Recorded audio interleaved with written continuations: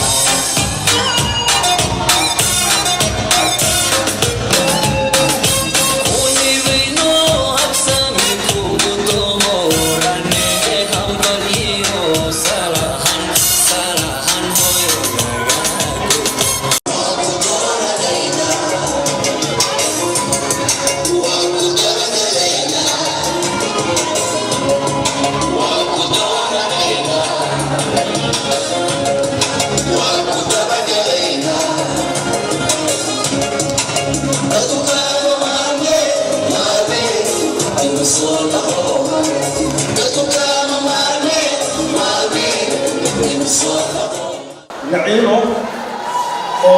xildhibaanka guddoonsiinayso fiyooro aad baad u mahadsantahay Naciimo sida wanaagsan ee sharafta leh aad u guddoonsiisay xildhibaanka maadaama aynu nahay dad muslimiin ah waxaa wanaagsan inaynu ku furanayno aayadaha quraanka kariimka أعوذ بالله من الشيطان الرجيم يا أيها الذين آمنوا اتقوا الله حق تقاته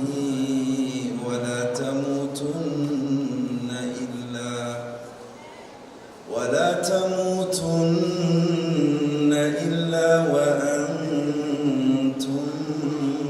مسلمون واعتصموا بحبل الله جميعا ولا تفرقوا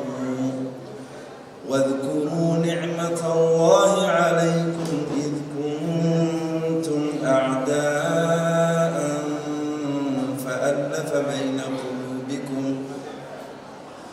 فألف بين قلوبكم فأصبحتم بنعمته إخوانا. أقول ما سيحي معلن عبد العزيز هي صورتي وآخرنا آياتكم عانيت إلهي أجري حسن العكاسي. الشيخ إبراهيم فليتفضل. السلام عليكم ورحمة الله وبركاته.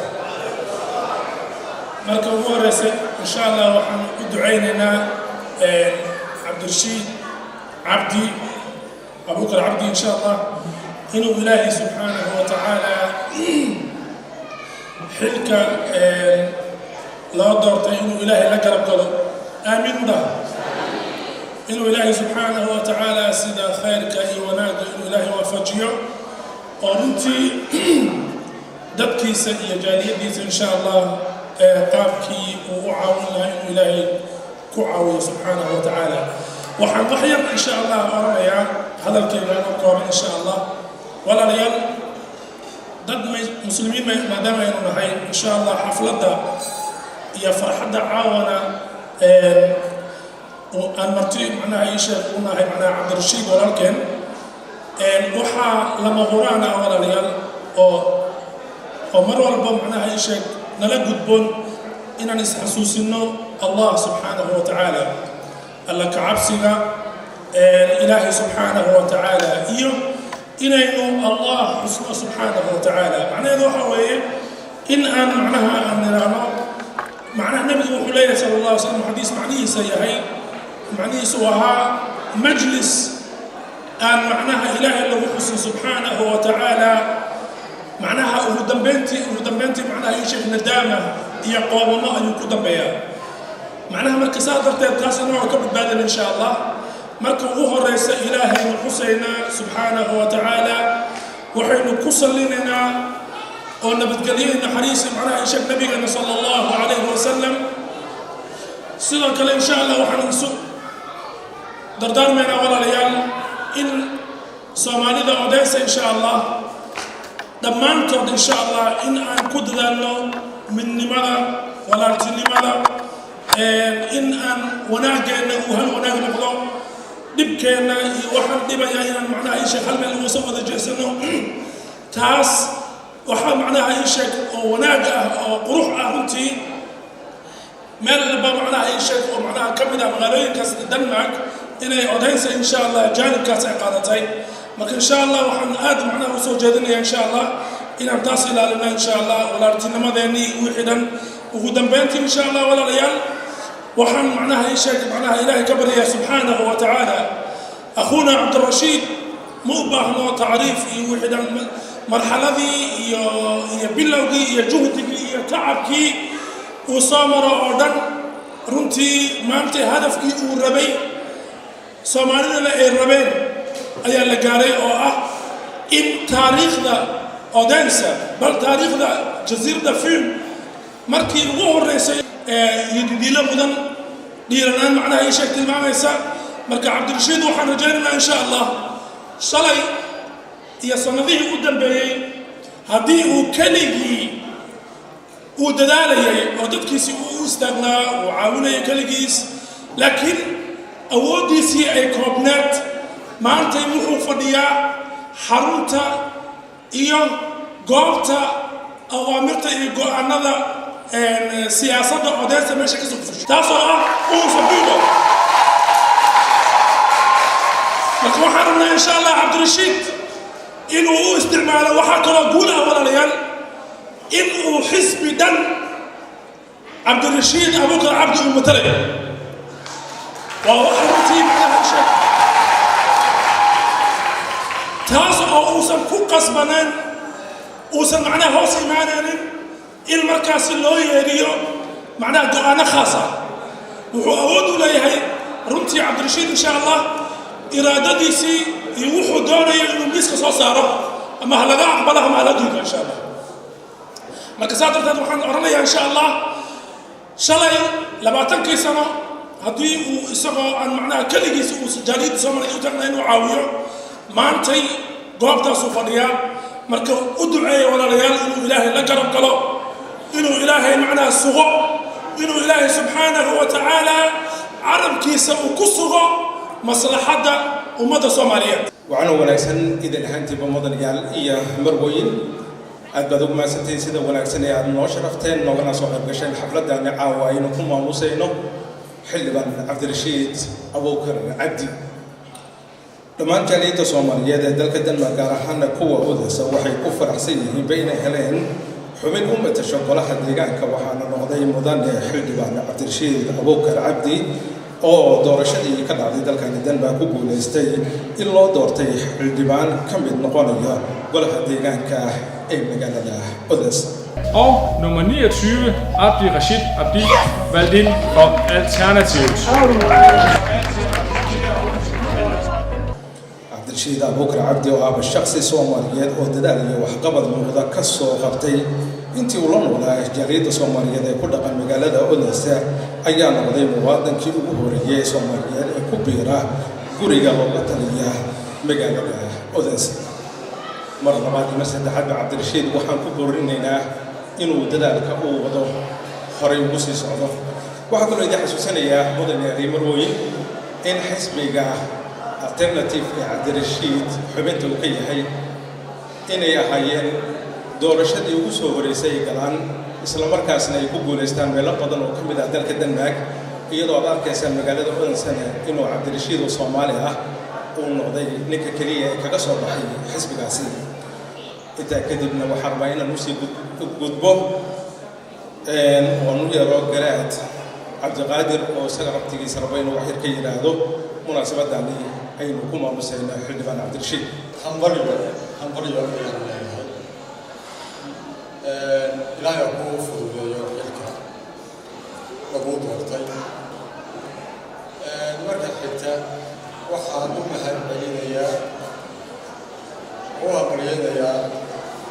kasoo qaybgalka aad kasoo qayb gasheen xafladan oo sameeyey martiqaadkan oo sameeyey وإذا كل شرفي يلا نبغى يتكبه المدينة رجل يطلع وحن كلاه أمها المدينة قبله سيد في عم وقع قاتل صوب حتاكي يدور الشريعة عبدالرشيد إن بدن فمحاولة الرجل لنا عوضه مركان حد وحاول جاي راعية لكن دمر حنوية يا وليبة حبين كبدا حبيه أكتب كها أنت دور شدو شري سفي عن وجه الجميسين شكرا سعيد. السلام عليكم ورحمة الله وبركاته. يومان وينها كسر قريت على عبدالرشيد الديوان إنه هذه أيام أنا كهذا اللي أفكر قبلها مقالة بدنسا من جزيرة دفون وانكفر أحسن هاي وأنا سور ويننا إلهي نوحن قبر عنا إنه أفضل يحرك وقبطي لكن وحن كل الرجالين يد مارت تشيل كلا وحبرنا يرك يدمر با إن عبدالرشيد كده إذا عبدالرشيد سودتك وسوسة عيوي هل عبدالرشيد وحنا قبل كره وإن على الشقيو وإن لسود وإن السجع وكله أي صوب حال مارتي قفكو هدو وحقبته أو على الشقيين أما أنا سيد عبدالرشيد يبدأ أين نهلين فرق لي فورم له مركب وحشيل كهذا كعيو قبلها يويلش دجان دلك الدنمارك أما قدنسو أو وحبرتو جامعة كبحي وإدين باهرنا أننا قدامنا شعب ومددوينه إن سيد عبدالرشيد يبدأ بانو باهرنا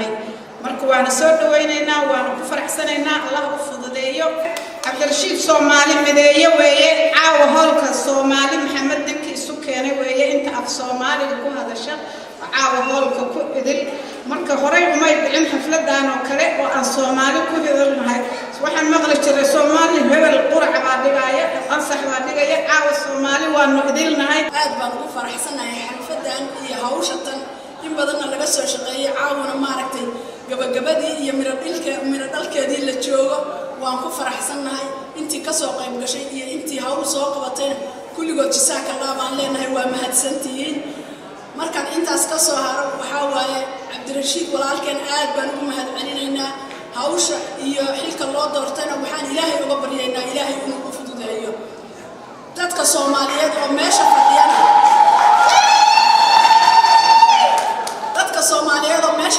waxaan leenahay hawsheeni markii hore waraaq yar iyo hawlo yar iyo way maraysaa laakiin hadda meel fiican oo ka si fiican bay maraysaa oo aad ugu faraxsanahay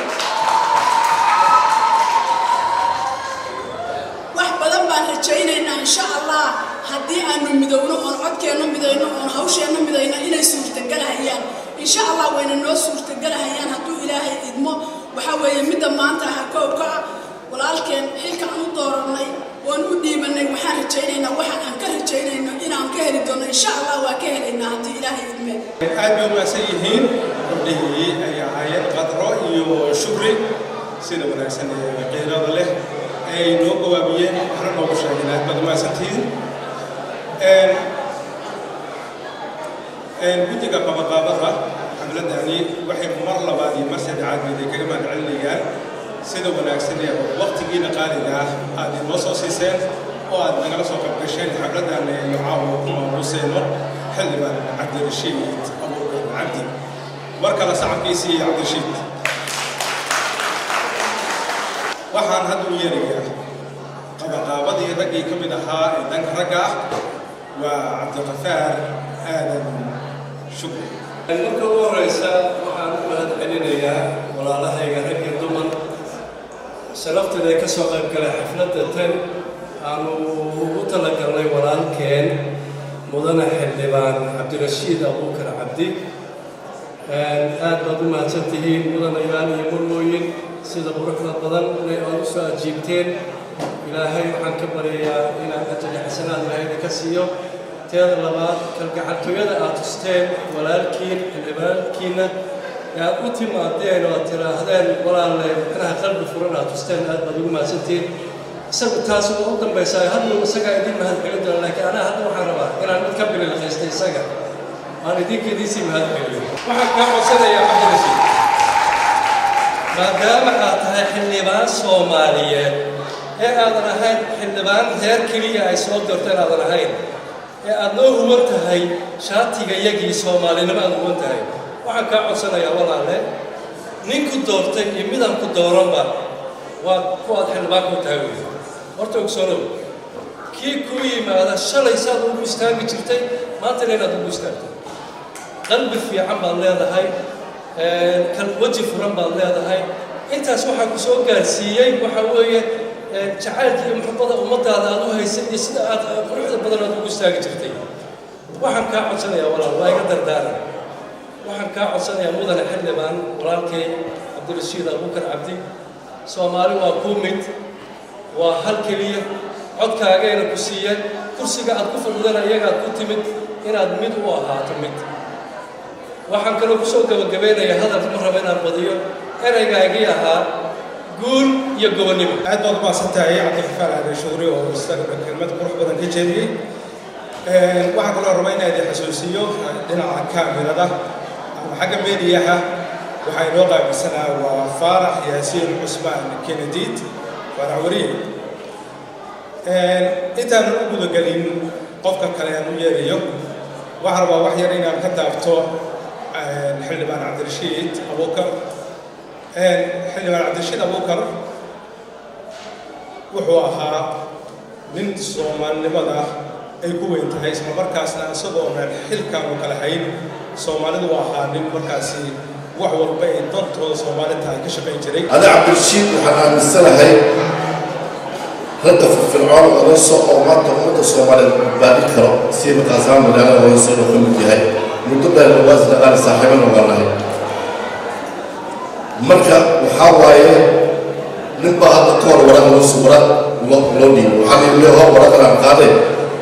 لا بس صندوق عمشة كتالي بل واحد دور عليه ولا صندوق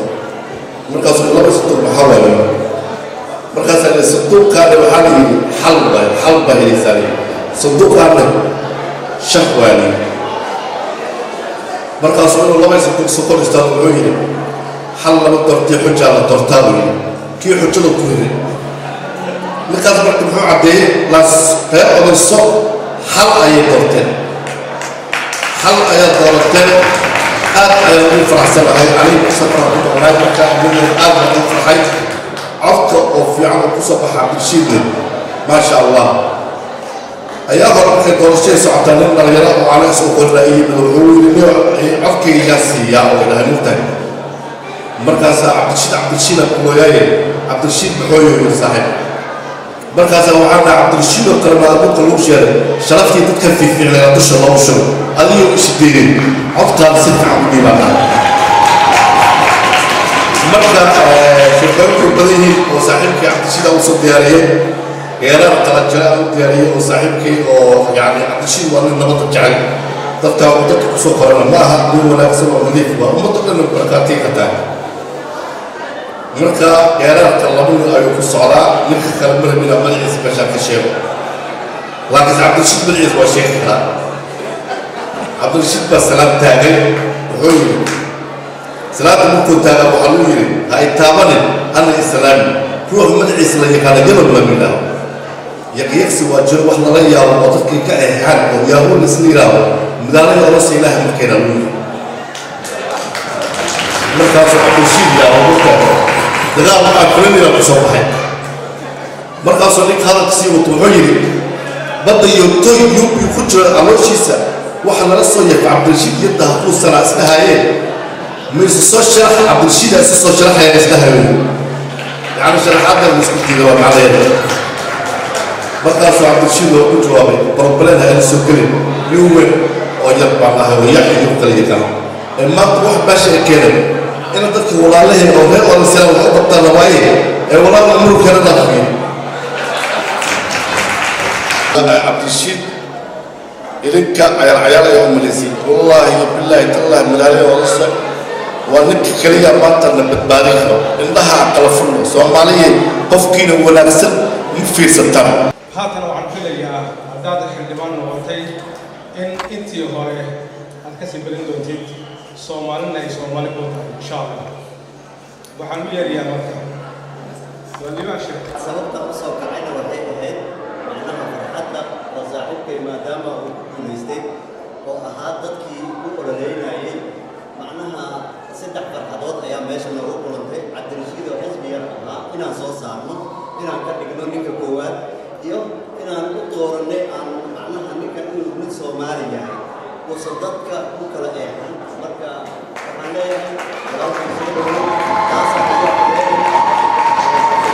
وعلو يا رياح عبد الله بشير دوي مغنيو هذا حفلة وحفلة همبريانا وحفلة سودويني وحفلة الزمان كان الخطوة نيجو المولي ويه سببك يا غليس. السلام عليكم ورحمة الله وبركاته. لما أنتي وحدكم سلام سلامك سلامك بعدي وحنا بينه وبين العليو بدك حفلة الآن كاد كبدل سوق مقابي اللهم موسى اللي بان كنا عبد الرشيد مرنا صاحبك مرنا ولالك لكن وحنا بينا عاوة أن تطلع عبد الرشيد كمسو وكم هذا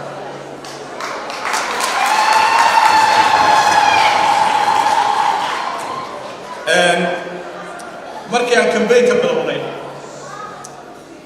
dad badan baa waxay lahaayeen ma dhacayso Cabdi Rashiid xisbi isku soo sharxay waa xisbiya oo Cabdi Rashiid ma soo galay dad badan baa isku dayeen niyadda naga jabiyaan laakiin isku duubni wada tashi wada shaqayn ayaa keentay inuu Cabdi Rashiid uu soo galo لما أنت ناقل عاو حفلتك سوقتي وحنا بين هذا كيف سوق قبينا إنه هو رأيا ومهتسنتين وحنا كفر أحسننا هاي عبد الرشيد ونوصل قلي قول أحد دقانك عن الله عاو وحوي وفست وحوي عاو سيدي تحي وين وحوي فرحتنا أقوم وقت القابلنا وحنا يهبون ونكسر لكل يوم حيدين وشيء يهبون ونكسر. ما سنتهاي عبد الله waxaan hadda u yeerayaa waa Nuur Ugaas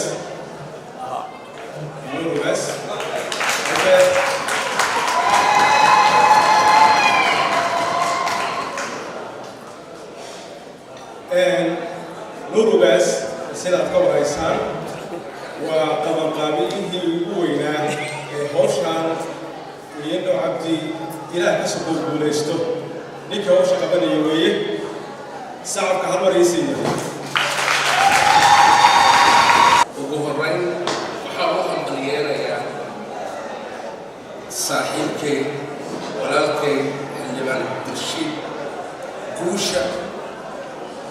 وكاري مثل لبات وحن لا يعني إلهي أقول فضي حلك أتقاضي مثل الأقول لأنه السحر السيحة إنت صدق عاوة هالكا وحن وجوبنا ما أهنا هالكل وعبد الرشيد بالكل يستقل عاوة هالكا وحن وجوبنا سدح كل حزبي الترناتيف ليراهدو وقولها ديغانكا ودنس أن كتشرين ayaa sabab Soomaali waxay u noqotay inuu soo galo golaha deegaanka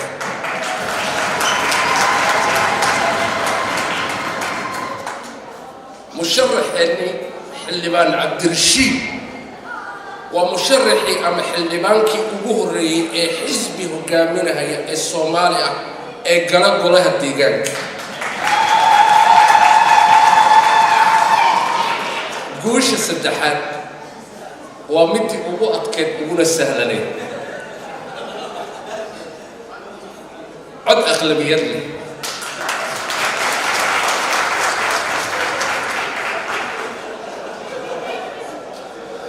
guusha iskama imaan hadiyadna looma siin maynaan shaxaadin maynaan baryin ee waa qaadanna waxaan ku qaadanay muruq maskax iyo maal Soomaaliyeed haddii intiinaan meesha joogta aysan ahaynna xaqiiqdii lama gaarin guushaas khaasatan hooyooyinkii halganka ku jiray ee u tafaxaytay in walaalkeen maanta asagoo foreman xisbiga alternative-ka ah inuu fadhiyo golaha deegaanka aad bay u mahadsanyihiin hooyooyinka odayaashii macawiista darafka qabsaday ayaguna hadduu ilaahay kugu roon yahay dirirta culus u galay in walaalkeen halkaas maanta uu tago waxaa muhiim ah oo aynaan hilmaami karin dhalinyaradii uu ka dhawaajiyay walaalkii Cabdullaahi Bashiir waxaan qabaa dhalinyaradaas waa jiilka bari dadkan iyo dalka Soomaaliya la hogaamin doono enemies wax walba ay noqoto ha lagu garab istaago insha Allah waxaan rajeynayaa maalinkii iskugu kaay dambeysay kalbadan idin yiri haddaa xasuusataan waa habeenkii taageerada xildhibaankeenna ee ahayd hankiinu ha sareeya caawa hankiinu waa sareeya golaha deegaankana inuusan idinku filneen baa indhihiinna ka arkaa meel saraad rabtaan oo kasii sarraysa saasaan filahayaa waan aleynaya waxaan rajeynayaa guul iyo gobonnimo meel walboo aad joogtaanna farxad ku noolaada aad buu mahadsan yahay gudoomiyaha guddiga qabaqaabada ahaa waa Nuur Ugaas thank you Nuur Ugaas wuxuu yiri Cabdirashiid wuxuu ku soo baxay isku duubnideena waana run aniguna waxaan soo xasuusta markaas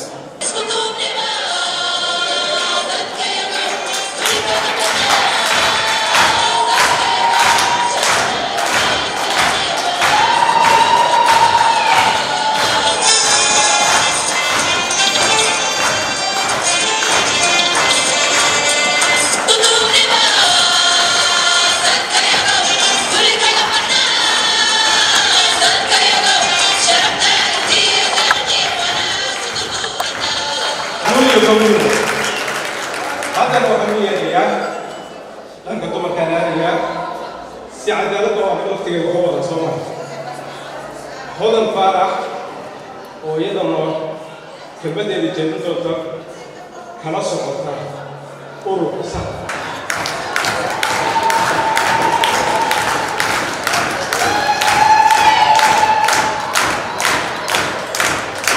raba ilmahooda inay badbaadiyaan kuway sii dhalaan badbaadiyaan marka waxaan u rajaynayaa cabdirashiid inuu noqdo kii xilka ka soo baxa soomaaliya oo dhan meelay joogtana halka dhigo cabdirashiidoo waxaan kugula dardaarmahayaa kii ku nacab iyo kii ku jecel markaa xilka qaado markaad ma aragtay noqoto nin actif ah xaqaa kuu hiilinhayo cadaaladdaa kuu hiilinayso inaad noqoto kii awooddaas ilaahay siiye ka baxo dadkana u sinaado annagana waa kuu gacan siinaynaa waxaan ku leenahay kii shaqaysto kii ma aragta guul ku gaaro ee maxay ahayd shaqadiisa ilaahay hakaan waxaan leenahay guul gees weeye guul iyo gobonnimo anigu dalkan uma dhalanin meel New Zealand la yiraahdo ka imaaday 9 sano baan joogaa 9 sano qofkii garabka iga qabtay oo dadka ila soo simay oo xuquuqdayda ii soo saaray waa Cabdirashiid dadkii dad oo iga soo horeeyay oo ehel nahay oo way jiraan oo wax nala qabtay laakiin dad asagoo igu cusub oo na wariga is arag qofkii ii soo saaray oo wax ii qabtay oo dadka ila soo simay xaqayga soo saaray Cabdirashiid weeye New Zealand anoo joogan la soo hadli jiray marka Cabdirashiid ilaahay waxaan uga baryayaa inuu ilaahay ku guuleeyo oo ku garab qabto waxaan rabaa hadda inaan u yeero xasan daweeye xasan waxa weeye waa nin saaxiibkaya xasan baan rajaynaynaa inuu halkan noo imaado kelmadiisa sida ugu yeero xasan hambalyo marka hore mar labaadka waxa aan salaamayaa dhalinyaro waayeel odayaal siyaasiyiin garaado madax dhaqmeed nooc walba intay iskugu jirta halkan tigi cirooliyo carruurba waa idin salaamaya mar kale waxaan ii yarin ku xusuusanaya oo hadalka qadun waayo indho badan oo aad garanaya idin soo egeegaya waxaan leeyahay soomaalidu waxay ku mahmaadaa xubno laaban xoolo kuma yimaadaan waad aragteen markaynu dareenkeenna muujinno inaynu cudubteenna kor u soo qaadnay inaynu meel walba geyn karno inamadeenna hormoodkeynoo ah bahabdeenna hormoodkeynoo ah inuu codkeennu meel walba geyn kara waa inay ogaataan waayo haddeen laakiin iska fadhino inu codkeenna muujin weyno oo sida maanta aynu dareenkeenna muujina aynaan muujin sidii horun baynu ahaan marka hortaa laga sii dadaala baan leeyahay oo ha laga sii badiyo mar labaadka midkan idin leeyahay waxa weeyaan Cabdirashiid aqoon uma baahna aqoonsi waynu wada garanaynaa in alaala inta joogta maanta gobolka fuul waayo anigu ilaa 94 waan isu soo taagay Cabdirashiid warmoodu kuna noo aha maantana garoomo noo xidhay waana ku hambalyeelayaa garoomada iyo garaadada uu noo xidhay codkeenna noo xidhay iyo dadaalkiisa maantana ku ka gabaday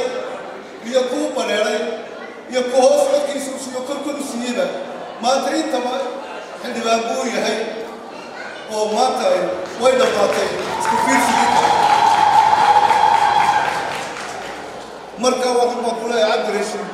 saaxiib hambalyo waxaan u yeerayaa canab cali waxaan halkaan aan ka salaamayaa dadka sharafta badan oo meeshan isugu yimid waxaan kaloo salaamayaa xildhibaankeenna garaadka nabadoonnada culimada gabdhaha Soomaaliyeed dhalinyarada wiilal iyo gabdhaba waxaan kaloo halkaan ka salaamayaa hadda anigu waan xanaaqsanay waxaan u xanaaqsanay caawa dhan nimanku waxay ka hadlayaan waxay lahaayeen Cabdirashiid habaryartay rooda Cabdirashiid xaaskiisa وإن كان لوتما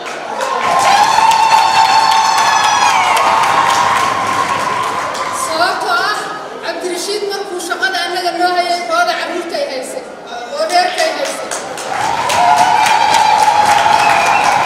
kaambeynka ugu weyna ayadaa soo gashay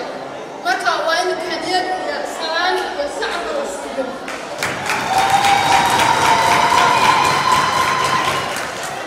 intaa waxaan ku darsanayaa maanta waxaan u malaynayaa waa maalinta ugu farxadda badneed qof Soomaaliya oo u matala xisbi ka mid ah xisbiyada Denmark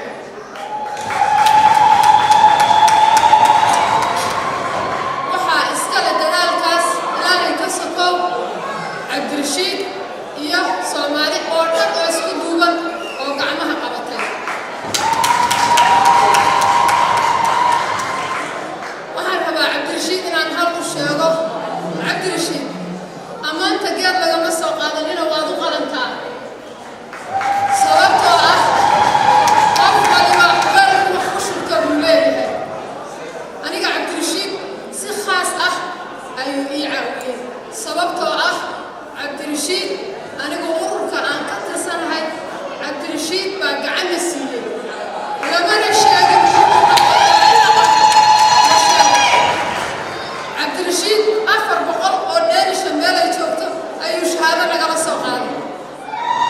waa macallinka naga siminaarka la siiyey 6 bilood bisminaar la siinay cabdirashiid ammaantiisa lama soo koobi karo waxaa kale oo mahad iska leh hooyooyinka sharafta leh oo ay ugu horeyso marwada xildhibaanka waxaa kale oo sharaf mudan culummada iyo uqaasha iyo dadka isku duuban oo maanta Soomaalinimada muujiyay iyadoo heer hebel jirinin gacmaha isqabsaday waxaan rabaa inaan u sheego dadkii Soomaaliyeed oo guryaha joogay oo xafladda ka soo qaybgelin ama hooyaha ahaato ama aabbaha ahaato qof oo ha isku ceebaynin oo wixii halkaa ku jira Soomaaliya laga soo qaaday qashinkaa lagu daro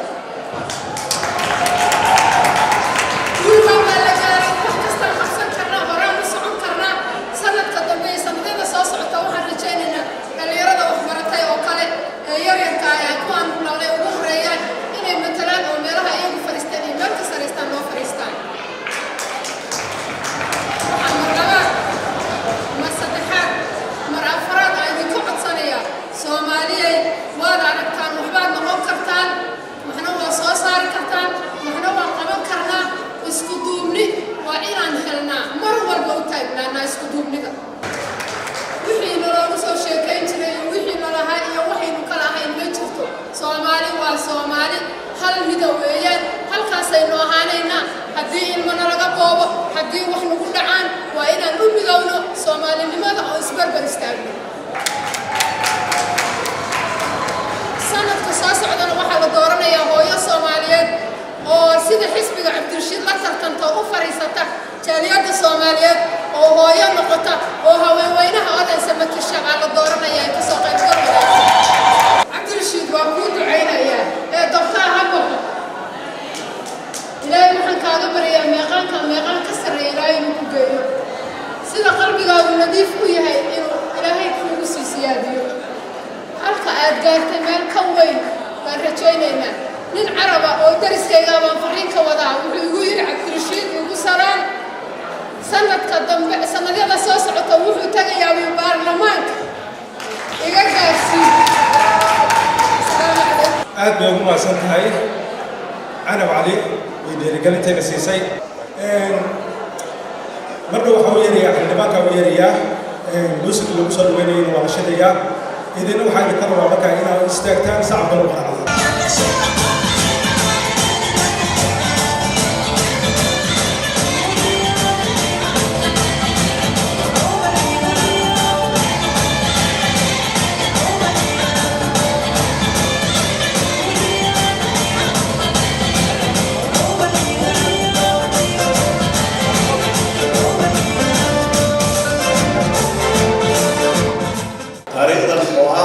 magaalada guudaysa intan oo shacab ah oo Soomaaliyeed oo isku duuban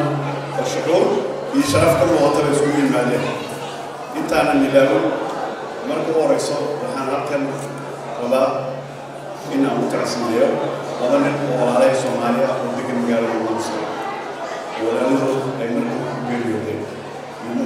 magaalada Muqdisho waa ninka Abdulqaadir Cabdirasaaq Abdulqaadir walaal oo hadda Muqdisho ku noqon iyo walaalkay kale Cabdilcasiis Burhan oo seen caawiyo maxaa soo walaalkiis yaa wees nalawnay waxaan aad ugu faraxsanahay oo aan idinkaga hambalyeynaya sida aad iskugu duuban tihiin sida aan markii ugu horeysay magaaladan markaan imid ugu horeysay qofkii ugu horeysay aan kusoo dhaweyn rag iyo dumarba aan u kala fiirin jirin meesha ka yimaadeen waxay yihiin laakiin jiritaanka Soomaalinimada qarannimada iyo bini'aadanimada waxa ugu muhiimsan ay tahay waxaa soo hartay tan siyaasadda xisbiga alternative maalintii ugu horeysay tegey waxaan ku yiri wada aragtaan waxaan ahay nin madow waxaan ahay nin ajnabi waxaan ahay nin muslima waxaan rabaa inaan ogaado fursadda ama jaaniska aan ku leeyahay xisbiga dadka siyaasadda xiiseeya ama siyaasadda maaragtay aad ula socda waxay ogsoon yihiin marka siyaasadaha la tago ama goobaha siyaasadaha dadka raba in lagala hadlo waxyaabaha marka horeysa idinka hor imanaya inay ka mid tahay siyaasadda iyada barnaamij loo degsan weeyo waa barnaamij dhammaystiran waa barnaamij ku qoran barnaamijkaas ayaad saxiixaysaa waxaad ka mid tahay nambarada ka mid ah xisbiyada iyo siyaasadda jirta ee waddanka ka jirta marka wuxuu kaga duwan yahay xisbigan aniga hadda maanta xubinka ah ee alternative wuxuu ahaa barnaamij aad u madax bannaan tahay markay noqoto magaalada waa barnaamij aad ka bilaabaysid in English from the scratch meesha ugu hooseysa waa meesha ugu hooseysa wax walba aad ka bilaabaysa xarufta marka aad qoraysaan oo qorna A B C ayaa waxa la qorayaa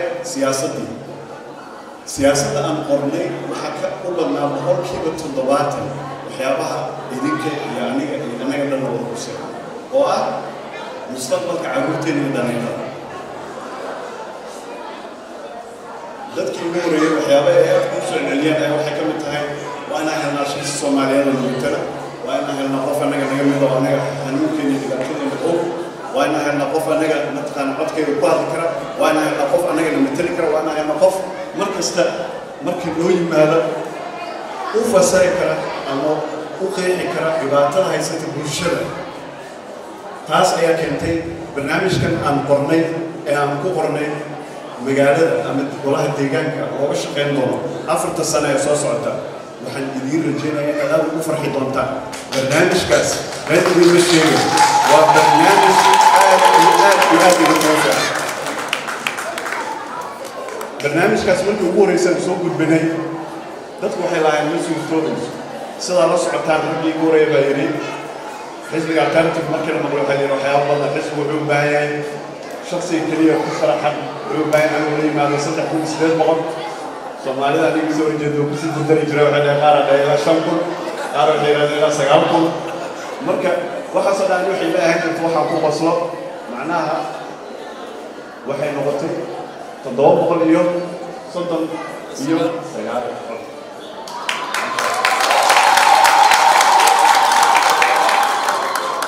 taas keliya ma iyo gabar waxay jirta la Susan Beacon marka hore intaan hadalka ilaahay kulligood way soo salaamayeen dhammaan xisbiga xubin kasta oo gobolka Tunis magaalada Booliska halka dadna salaantaas ka soo Susan Beacon waxay noo ahayd wax la yiraahdo nomination candidate idaacadaha iyo joornaalada iyo meel walba waxa lagu qoray Susan Beacon waxay tahay qofka kaliya matalaya xisbigaas haddii beri ka maalin cod u dhacana waxay noqonaysaa Susan Beacon qofka galaya golaha deegaanka caawana saa ogtihiin waxaa ku jira Cabdirashiid Cabdi Susan Beacon laakiin waxay ahayd dadka TV2 habeenkii fiirsanaya inaan saxno journalistayaasha Susan Beacon ma ahayn misbiiskan dad la waxaan waa nomination hadda intaas xasuusataan waxa intaas kaloo sii jira xisbi ahaan waxaan rajeynayaa dhammaan jiilkan carruurtan dhalinyarada kulligood oo kula taliya rag badan oo kula taliya in xisbiga memberka noqdaan xisbigan ma aha qowmuluud waxyaaba badan suuqa geliyaa jiro xisbi waa xisbi qowmuluud waa xisbi xun waa saas shakhsi baa xumaan kara laakiin xisbi ma xumaan karo urur waa jira qowmuluud Denmark gays and lesbians for animal haddaan taas aan usii sheegan waxay tahay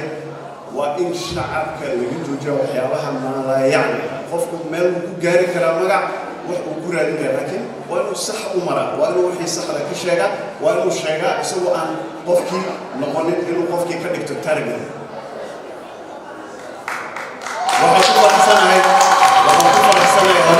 habeenkii xafladayda ugu dambaysa inaa helay macnaha marka dadka banooniga ciyaara ee meesha jooga iga muuqda qofka lama raaco waxaa la raacaa banooniga macnaheedu waxay tahay inaan barna carruurteena waxay dhici doonta taariikhdan waa arki doontaan carruurtaan dhalnay iyagoo walaala ah inay kala noqdaan midig iyo bidix xisbiyo kala duwan waa inaan gacan ku siino waa inaan taas barana waa inaan aad u baranaa waa inaan noqonaa dad diyaar waa waxaa socda macnaha waxyaabaha ugu muhiimsan ee sheekh ibraahim walaalka sheekh cabdilcasiis ba ay sheegeen wax kasta aan samaynayna waa inaan u samaynaa ilaahay hortiisa meeshaas waa meesha keliya ee horumarka lagu gaari karo maaha inaad dadka istustustid maaha inaad tirahdid qofkaan magaca kaga raadso maaha inaad tirahdid gruubkaan magaca kaga raadso waa inaad ilaahay hortiis wax walbaa u samaysaa sidii hore loo sheegayna doorashada ugu horeysa soo galay ilaa hadda waxaan aaminsanahay guul iyo gobonimo kulligiinna walaalaan nahay xitaa dadkii u oreeyey oo dalka soomaaliya waa la shaqaynaya waana mahadsantihiin sidaas baan maaragtay barnaamijkeena kusoo gabagabaynaynaa anigoo ah wariye waxaan leeyahay sidaas iyo nabadgelyo